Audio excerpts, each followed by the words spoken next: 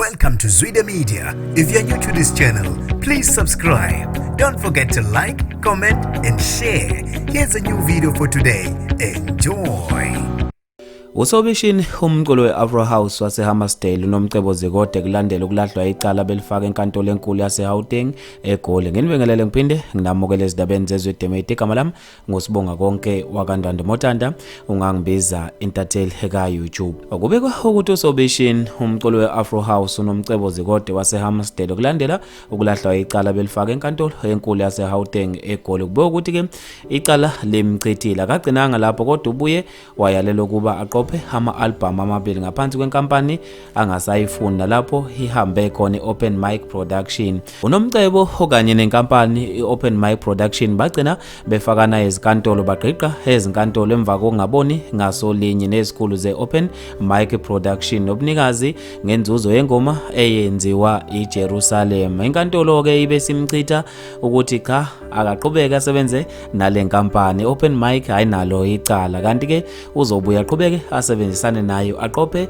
ama-album amabili okuyindleko zecala babeligqiqela ezinkantolo. Kanti ke kube nesililo esikhulu kunomcebo Zikode ngaso isinqumo lesi senkantolo, nabantu babe nokuphawula kwahlukahlukene khona lapha ezinkundleni zokuxhumana ngalo udaba lukaNomcebo.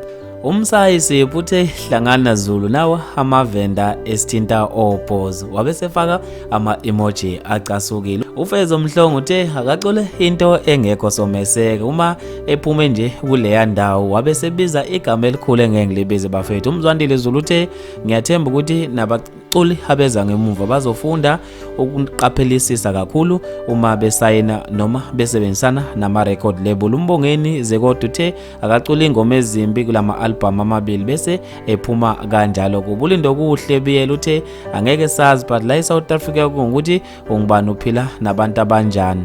uBrian wakamzimuni uthe akakhipha amahliphi ezingoma ashiye phansi lo wadoti wenkampani. uGugu Mamphephethu uthe akaqophe ingoma ezibhedayo vele bese phuma kanje kubo. uMalusi Dladla uthe asitshela uma esefisa esiye kubanikazi benkampani siwuZulu thina asenqeni lutho. Bafethu maningi kakhulu ama-comment, ngizofisa ukuzwa ukubhala kwakho khona lapha kwi-comment section ngalo lo daba. Mina nje intathela YouTube sengiphuma kanje ngithi awungibambe evidweni elandelayo.